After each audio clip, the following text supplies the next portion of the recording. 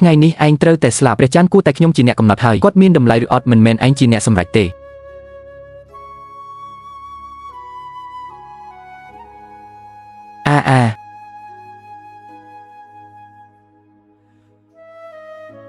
ខ្ញុំមើលឃើញច្បាស់ណាស់គឺគាត់វាយខ្ញុំមុនទើបខ្ញុំវាយតបវិញបងប្រុសមានមនុស្សស្លាប់ហើយល្មមបានហើយខ្ញុំសួរឯងធ្វើអីនឹងញ៉ាំបាយមែនទេលេងទៅ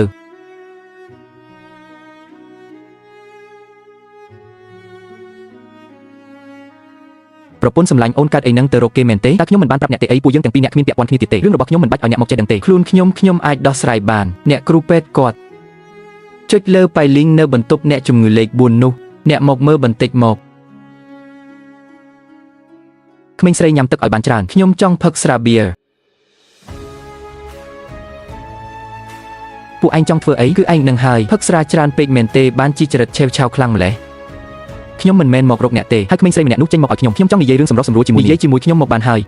កុំធ្វើអ្វីផ្ដេសផ្ដាសឲ្យសោះគាត់ម្នាក់ឯងអាចវាយក្មេងស្រី30នាក់បានបោកប្រាស់តាមការជែក5,000 យន់រឿងនេះដោះស្រាយគ្នាឯកជនយកព្រមទេយកលុយទៅរឿងនេះមិនអាចដោះស្រាយឯកជនបានទេខ្ញុំយកព្រមដោះស្រាយឯកជនរឿងរបស់ខ្ញុំមិនពាក់ព័ន្ធនឹងអ្នកទេតាមចិត្តប្រញាប់យកឯកសារសម្រុះសម្រួលនោះឲ្យគាត់ចុះហត្ថលេខាទៅបើចុះហត្ថលេខាមិនបានខ្ញុំក៏ត្រូវគេវាយខ្ញុំមិនយកព្រមដោះស្រាយឯកជនទេបងស្រីខែគុំនិយាយអីទៀតរឿងនេះខ្ញុំជាអ្នកសម្រេចបើអ្នកថែម2,000 យន់ទៀតពួកយើងទាំងពីរនឹងយកព្រមដោះស្រាយឯកជនខូធីឃើញអ្នកហើយអ្នកល្ងងណាស់បើអ្នកប្តឹងប៉ូលីសខ្ញុំមិនទាន់ដឹងថាត្រូវទារលុយនេះតាមរបៀបណាផងឲ្យអញពាក់កណ្ដាលបានហើយមែនទេ13,500 ម៉ាក់មិនអាចឲ្យច្រើនជាងនេះទៀតទេ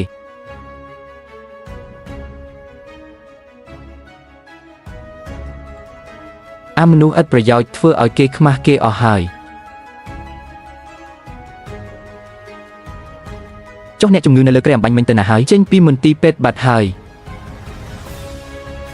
អេស៊ូស្ដីអ្នកមានឃើញបេលេងទេ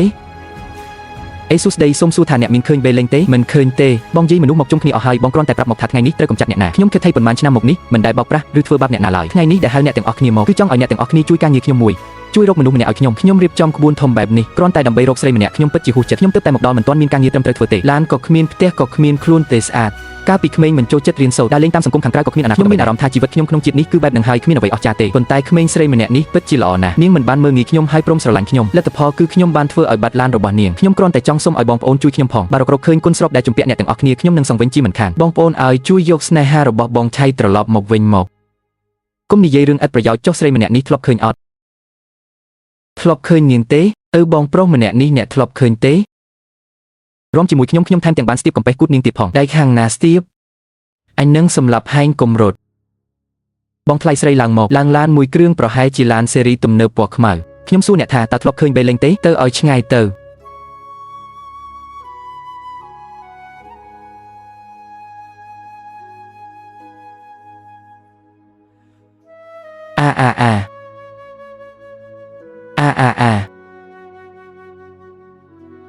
យករបស់ខ្ញុំដាក់ដៃចុះដាក់ចុះតើខ្ញុំមិនត្រឹមត្រូវទេអូបើបែបនេះតាំងពីដំបូងគឺល្អបាត់ហើយមកតាមខ្ញុំមកខ្ញុំនឹងផ្ញើវាទៅបានទេ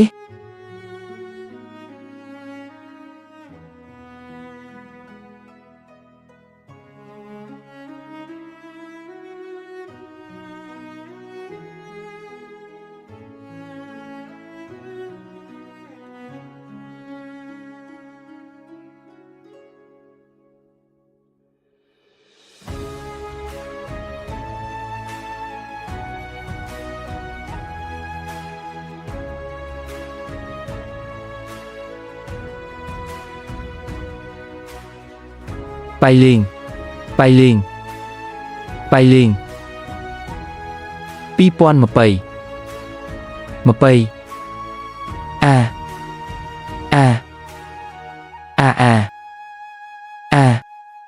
2020លឿនឡើង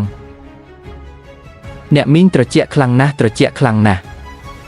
បងធានមានរឿងកើតឡើងនៅផ្ទះបងហើយ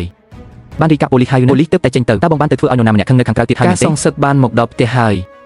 លែងទៅរឿងនេះមិនពាក់ព័ន្ធនឹងឯងទេស្អីគេថាគ្មានរឿងជាមួយខ្ញុំឯងមិនអាចចេញទៅបង្កជើងទៀតទេយកទេជីសឯងប្រញាប់ស្ដាប់តាមបងប្រុសឯងទៅមិនមែនទេខ្ញុំប្រាប់ឯងណាបងប្រុសហាងបាយនេះបើគេវាកំតិចក៏វាទៅខ្ញុំព្រមទទួលយកហើយតើមិនបានទេអីបងប្អូនក្រោកឡើងគួរឲ្យធុញណាស់អូយគឺឯងនឹងហើយស្ដាប់ខ្ញុំនិយាយសិន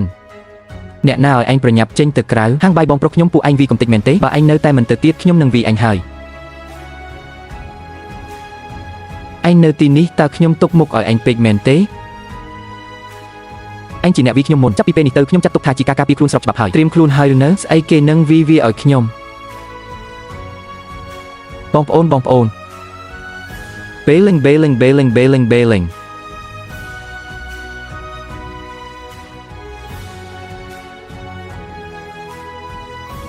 បងស្រីចូលអ្នកពិតជារឹងរូសណាស់មិនមែនប្រាប់អ្នកថាកុំមកចង់រឿងជាមួយខ្ញុំទេអីអ្នករកវាដោយខ្លួនឯងទេ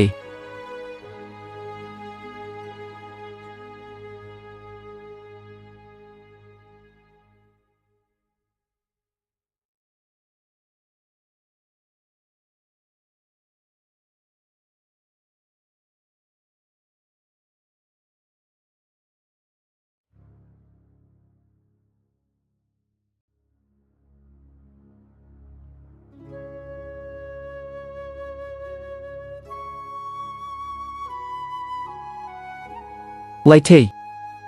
ខ្ញុំនឹងឲ្យអ្នកស្លាប់ទាំងដឹងខ្លួនទេគ្រាន់តែខ្ញុំអ្នកសម្លាប់ខ្ញុំហើយតារបស់ដែលខ្ញុំសុំឲ្យអ្នកទុកនោះនៅណាខ្ញុំសូមអង្វរអ្នកហើយបងលីខ្ញុំសូមអង្វរអ្នកគាត់និយាយដោយខ្លួនឯងមនុស្សធំប៉ុណ្ណឹងហើយគ្មានចរិតជាបុរសតតែសោះតែឆ្កែអាចខំម្ចាស់បានទេ